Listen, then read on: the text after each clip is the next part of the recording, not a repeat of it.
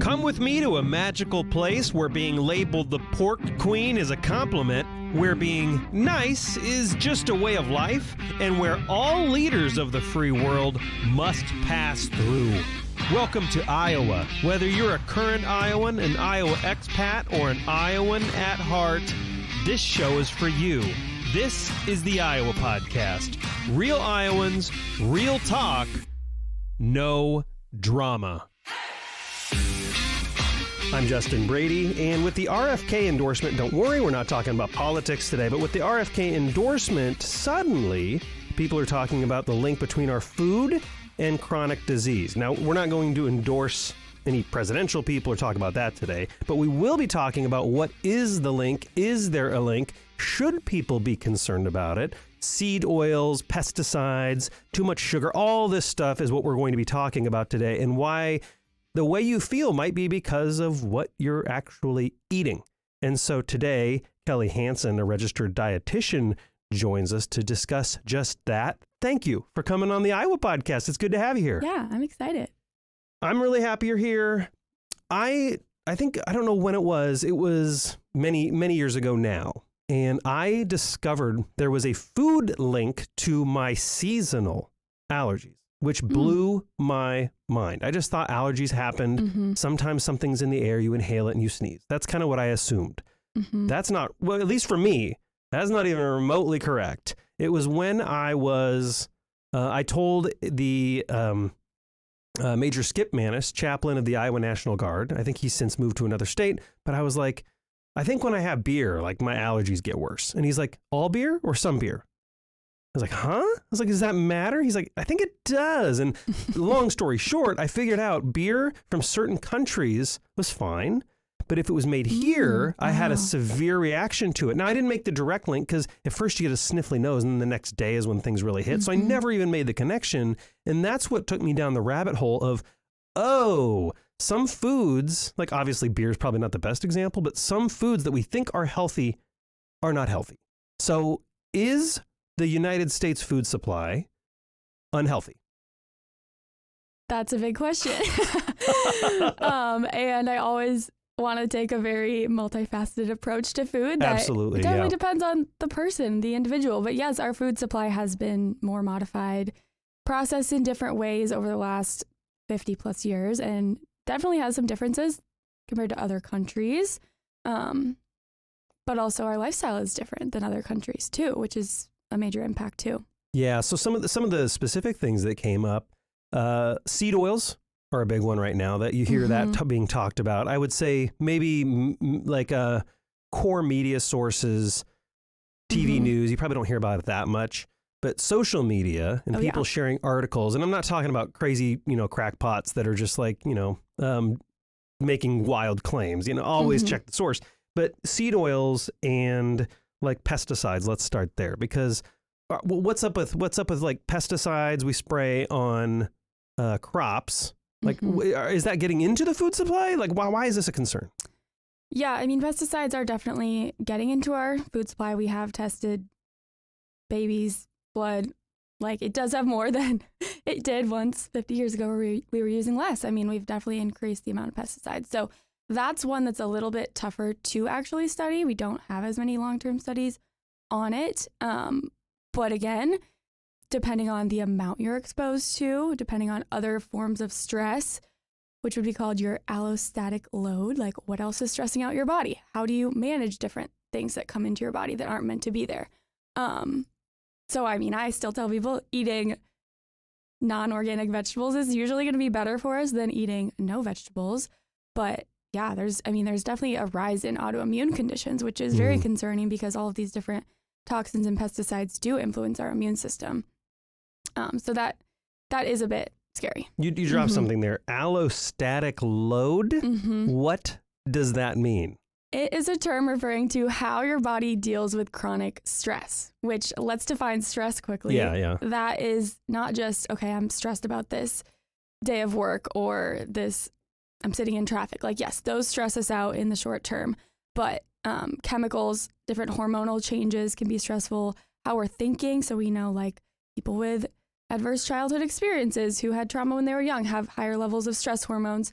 those types of things. So there's a lot of things that stress us out. Food can also stress us out, being too high in calories or too low in calories for too long, which I see a lot of in the population I work with, which is a lot of younger women trying to diet and being actually too low in calories. So yeah, it's really just the total compounding effect of different stressors on our body over time.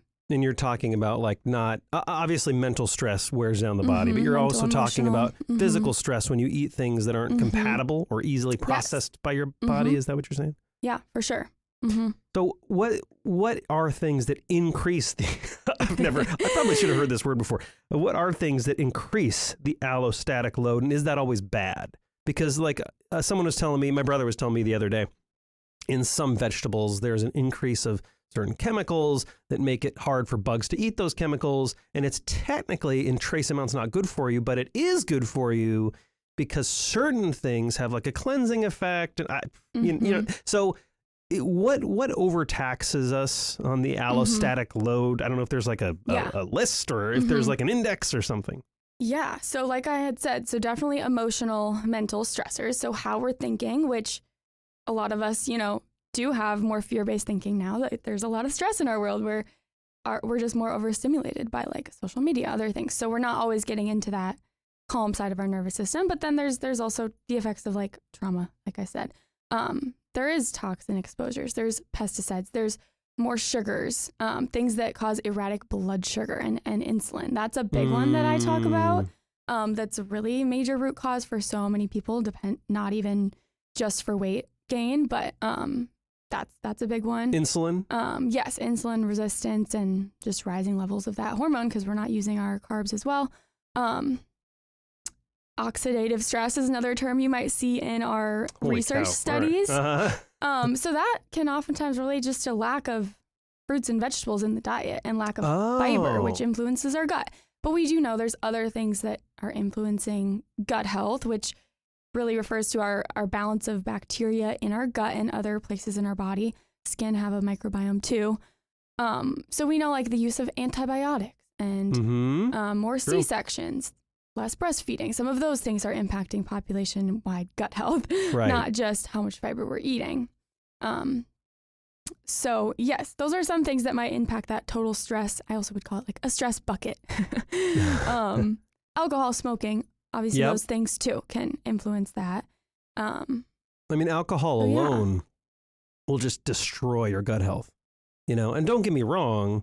I like a good glass of bourbon or a beer or something or a glass of wine, but my gosh, it can wreak havoc on you. I am glad you brought up gut health because a lot of people just think, I'll just take a probiotic and I'll be fine. You know, that's you know, a lot of people at this point have heard of probiotics. And so they're just like, yeah, I'll just take a probiotic. I'll have a cup of yogurt and it's good. It's not that simple though. Yeah, for sure. Definitely the composition of our diet is much more impactful, I would say, than even just the supplement, but probiotics can be really helpful at times. And I always bring it back to that stress piece too. Like, how are we sleeping? How are we thinking?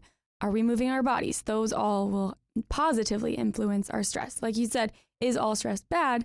No, we can help our bodies to become more resilient to stress and to tolerate more intense exercise, more intense bouts of cognitive thinking when we have adequate nutrition and adequate recovery time. So what is the difference between like a probiotic and a prebiotic? Because we're seeing like prebiotic sodas now. Yeah. Is that just marketing? Is it a marketing gimmick or is there actually something to that? Yeah, there's a variety of different sciencey compounds that would be considered the prebiotics, and they're all a form of fiber. So we have this whole bucket of fibers, and there's a subset of those that are prebiotics, and those are actually what the bacteria in the gut are feeding on. It's the food for those good bacteria. So the probiotics are actually those bacteria that you're adding more in. The prebiotics are the food for that bacteria. So yeah, I mean, I love the prebiotic sodas. I know one of them got sued recently because they didn't actually have quite as much fiber in there as what they were claiming, but still, it's definitely not harmful. And I love that they're using stevia. I love that as a sweetener, definitely helping people decrease their, you know, high fructose corn syrup and sugar consumption. And that fiber is helping meet your fiber goals. I mean, it shouldn't be your only source of fiber though. We know that one of the main benefits of eating fiber-rich foods is that you're chewing them for a really long time. Really? You're helping your body be like, okay, I'm satiated. I'm eating, a whole plate of food rather than you just drink a fiber, then it's going straight through you. And you're probably still going to be like, oh, my brain's like, I'm still hungry. Yeah. So. Yeah. And that's like, I was listening to the Huberman Lab podcast a little while ago, and he mentioned something about the link between being satiated, being full, and good nutrition. And he's like, he goes, if you go eat like a giant ribeye with a side of broccoli or something, he's like, I'd be shocked if you're not full and not satiated. Right. But a lot of Americans, and I do say Americans because I've been to other countries and they don't have these issues, but a lot of Americans will eat like a huge dinner, still feel hungry, and then keep snacking. Right. Why is there food they're eating for dinner, generally, because obviously it could be anything, but generally speaking from what you see, why are they eating a dinner that's not filling? What's the problem? So again, it all comes down to who you're talking to, and there are a lot of people that experience that. There's also, on the opposite, we have a lot of people that don't feel their hunger, or they feel it very erratically throughout different times of the month, and it all comes to the mind-body connection. How do we feel our body's signals? And when we're so disconnected, we have that more stress, those neurotransmitters, hormonal signaling pathways are being impacted. There's lots of different mechanisms, and that's always with nutrition and health is we pick out different mechanisms and talk about them in research on social media, and like sometimes we miss other ones. So, but yeah, it's we're not always sensing our hunger, but we're also not maybe we're not eating enough of those two nutrients or few nutrients that are more satiating. So protein, fat, and fiber. Got it. Which fiber is a type of carbs, but then there's other carbs that are low in fiber that are not going to be as satiating, and we might just eat them more quickly. So that's a piece of it. So it's the fact that their meal is just not, it's nutritionally not dense enough. It doesn't have enough protein, fat, and fiber in it. And because, again, we went through like, what was it, the 60s or the 70s where like fat was bad. Yes. And now we've come full circle where that's not true. I don't want to put words in your mouth, but is that correct? You're totally right. Yeah. We started studying cholesterol long before that, but it was around the 1950s when they really made that link that, that cholesterol was raising our LDL and that we should be lowering fats in our diet. Yeah, because they always do the oversimplification where we're like, higher cholesterol's bad. And now they're like, actually, we're going to walk that back. We're going to walk that back. Yeah. Another thing I wanted to get into, there's a lot I want to get into, but what are some of the nutritional deficiencies? Because you mentioned people aren't getting fat. They're not getting good fats, for avocados or maybe, eating a nice ribeye, stuff like that. They're not getting enough fiber. That's one of the things that like my brother talks about, the dentist. He's like, fruit fiber's fine. But then people give fruit juice to their kids. That's really bad because that's just sugar and there's no fiber to offset the sugar. That's a whole topic. But what are some of the nutritional deficiencies that are common in the United States? Okay. So there's a couple umbrellas of this. So first we have the umbrella of calories. Again, so maybe we do just have an excess of calories. We know that can be negative. Usually what that comes from is not eating too much vegetables and ribeye.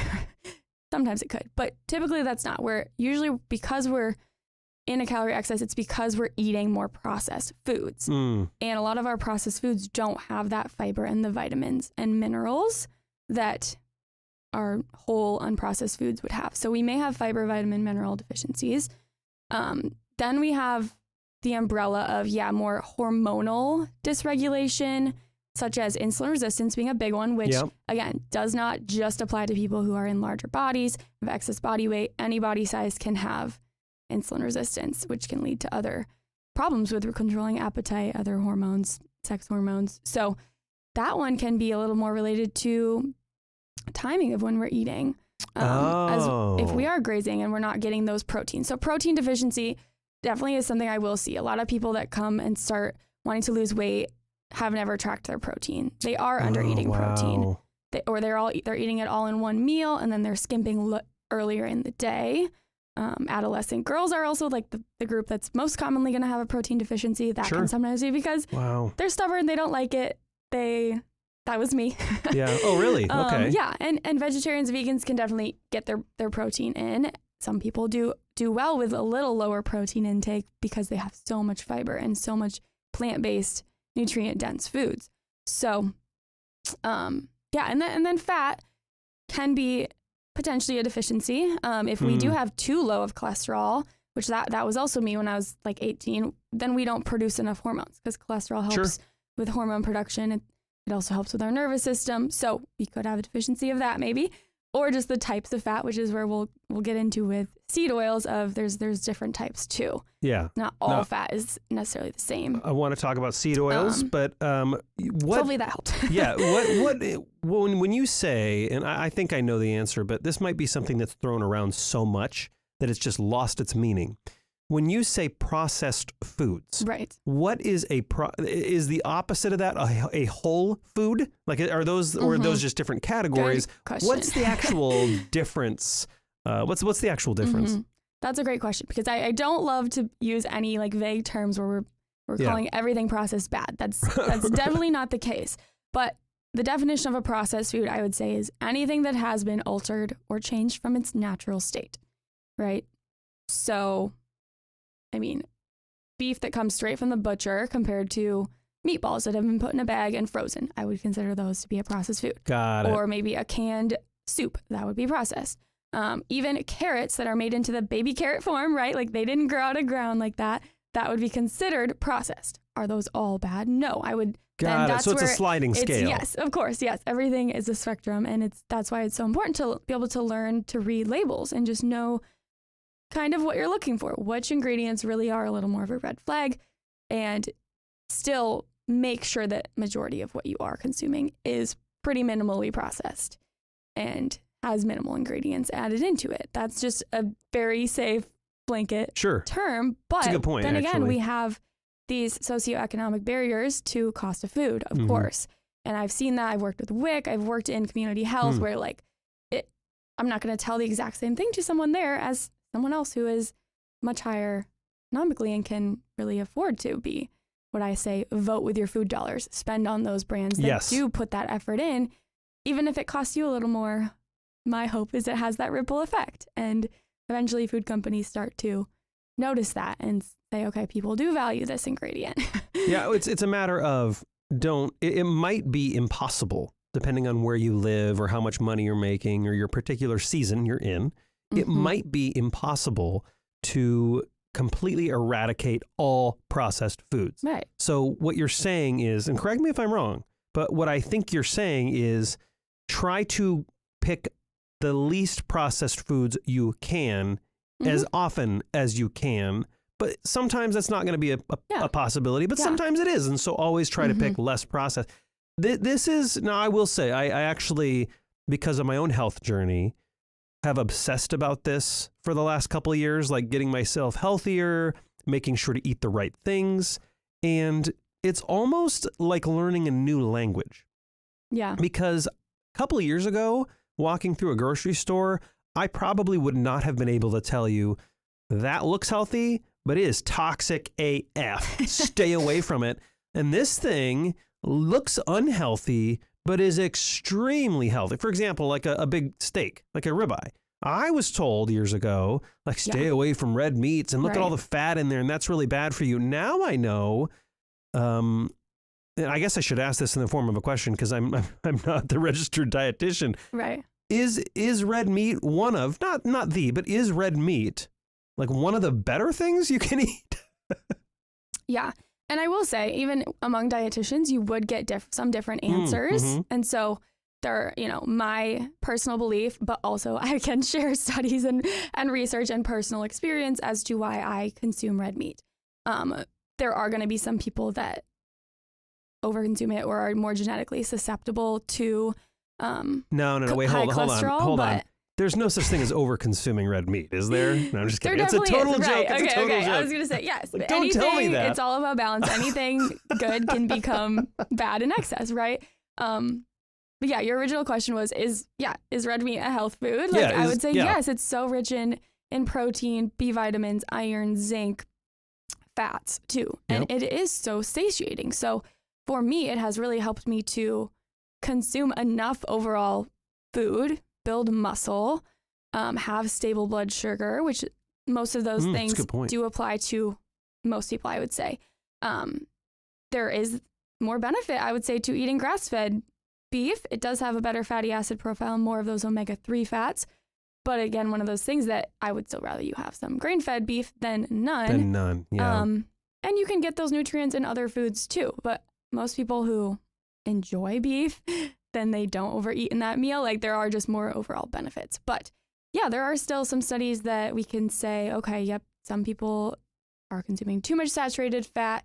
Adding in more of the unsaturated fat showed benefits in them. In other people, it maybe didn't. So it is kind of okay, what does your blood work look like? What is your family history? What are your other lifestyle factors? So, yeah. Is red meat, like a steak, the most nutrient dense, or are there other things that are more nutrient dense than that? So really, any animal-based proteins are some of the most nutrient dense foods we have. And I would also say some of the most biologically compatible, meaning interesting. We're made of fat. Our brain contains tons of fat, our nervous system.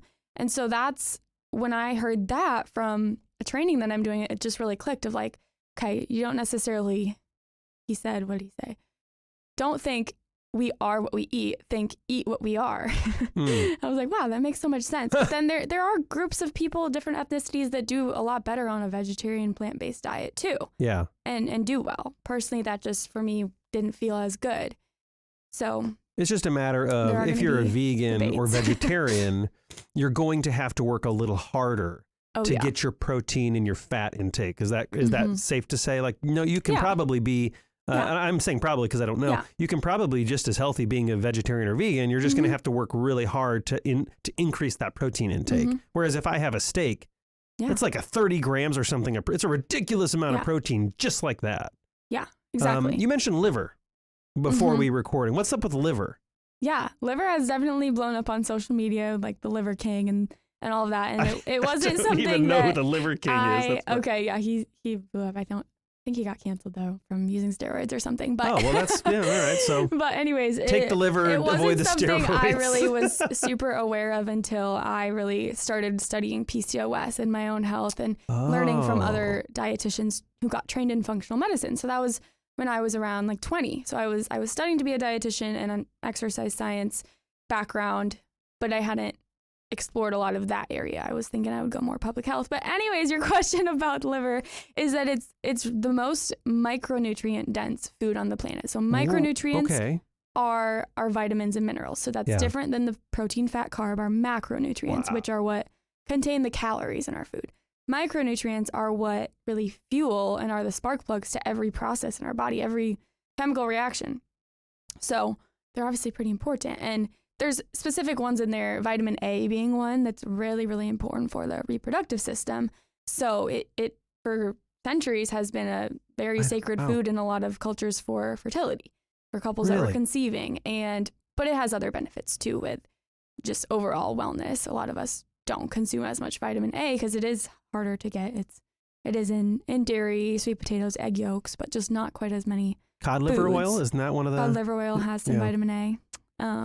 See? So yeah, it's just, your stuff. I do research, everybody. For those watching online on the video thing, I do my research. I know what I'm talking about.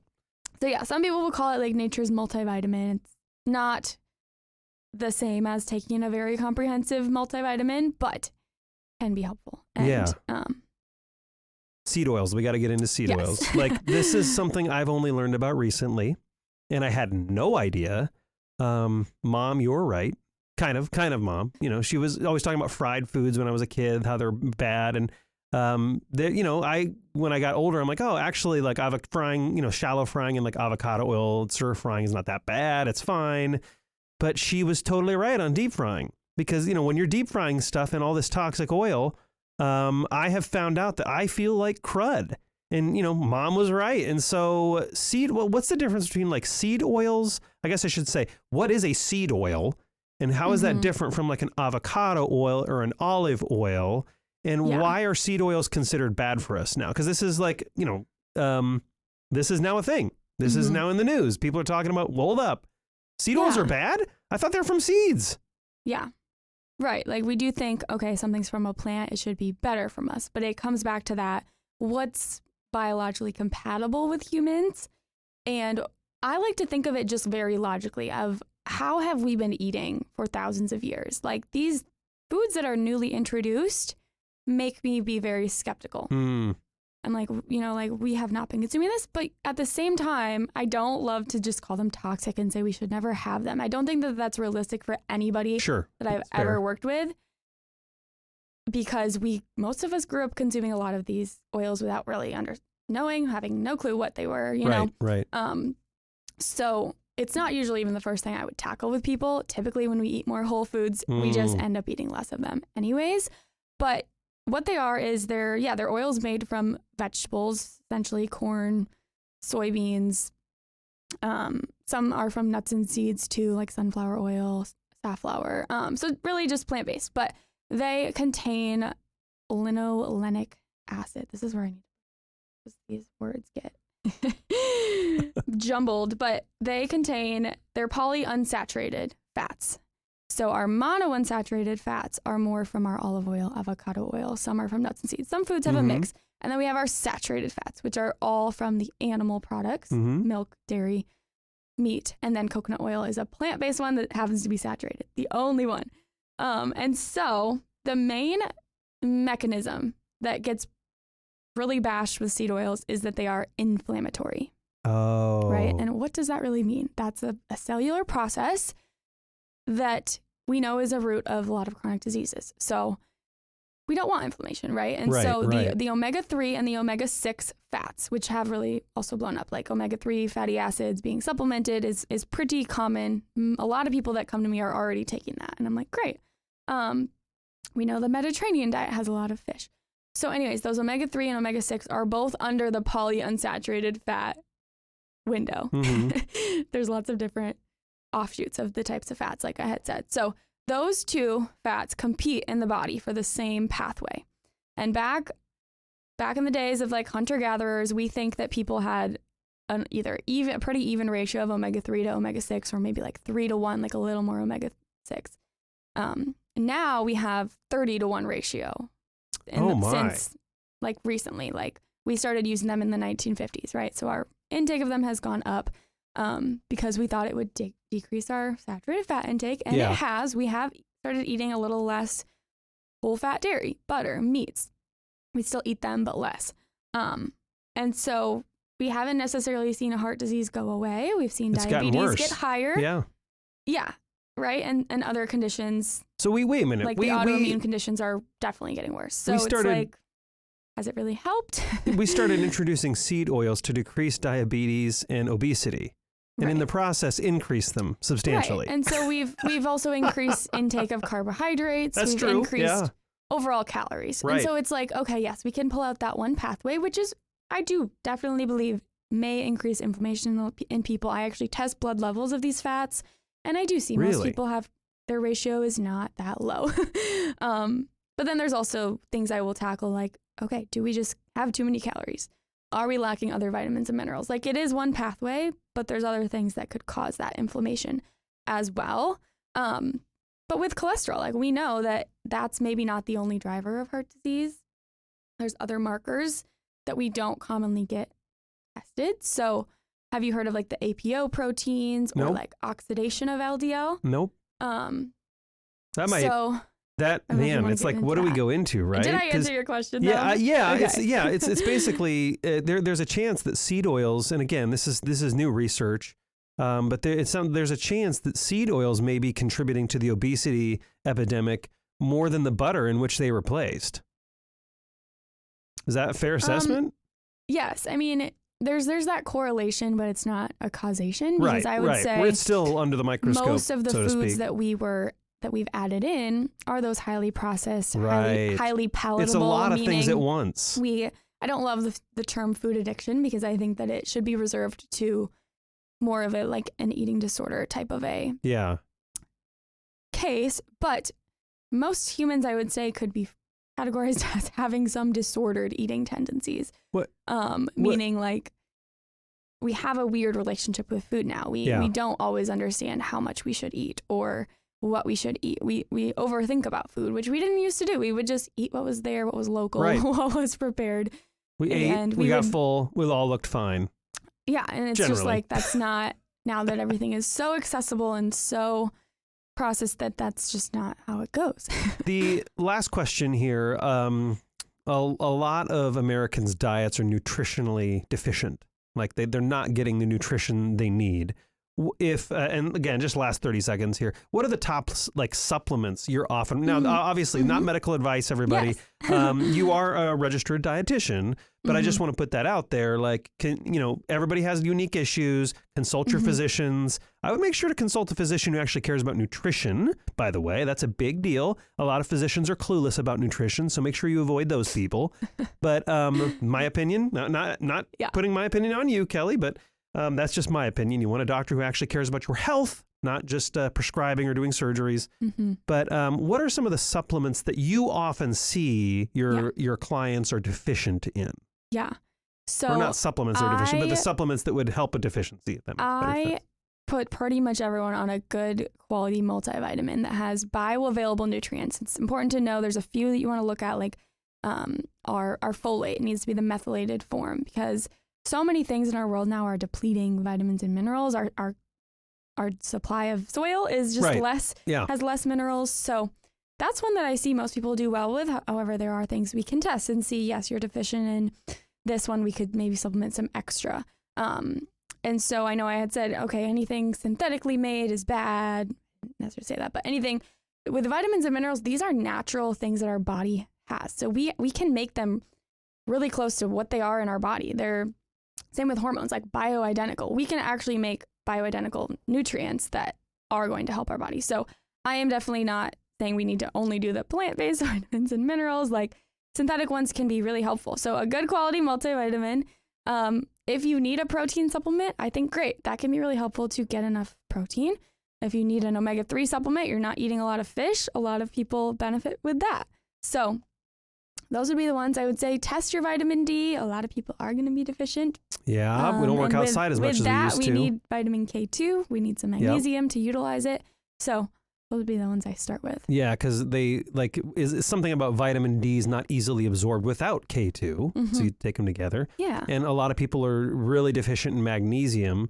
This is one of the things my brother always talks about, how it's so crazy how many people are magnesium deficient. And magnesium is one of those core things the body needs to do all its stuff. All of our minerals, really. Kelli Hanson, registered dietitian. I really appreciate you coming in here.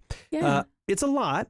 And, this is, I'm sure people's brains are swirling. Yeah. So how do they reach out to you? And what are some really good, sources? I threw out Huberman Lab. I'm not sure if you agree with Huberman Lab. I think that's a really great source for people to subscribe to. They're long things. So if you're doing a drive, I would consume that stuff because he's a medicine guy over at Stanford. It's very sound research that he only uses. I love him. What are some other really, really good sources people can turn to, and how do they reach out to you? Yeah, I love him. So I love Huberman Lab. The Weston A. Price Foundation is an organization that's been around for a while and is fairly influential in the functional medicine realm, which is the practitioners that are looking more at really root causes and looking at the individual person. So we'll make sure to put that in the show notes. Yeah, they have some really interesting content. A lot of it is a little more controversial. Okay. But some really great stuff. I really like Chris Masterjohn. He's a nutrition PhD that he puts out a lot of great blogs and podcasts. A couple in the women's health space that I think are great. A podcast called Are You Menstrual? That's great. I love that. Robin Johnson has been one that I've followed for a while. I honestly I don't follow every single nutrition podcast out there because I sometimes just get overwhelmed. I'm like, I need to do other things with my time than just study. But yeah, and then those are some good takeaways. Yeah. Kelli Hanson, and what's the website? I share a lot of stuff on Instagram, YouTube. my website is kellykhanson.com, and then I have an offshoot women's health one that is linked on there as well. Okay. But my Instagram, I would say, is really where I put a ton of content. So we'll make sure to link all of that on iowapodcast.com. And it is Kelli with an I, everybody. Yes. And all the links will go iowapodcast.com. Kelli, thank you so much for coming on the Iowa Podcast. And to my fellow Iowans, Iowa expats, and Iowans at heart, thanks for listening and subscribing to the Iowa Podcast.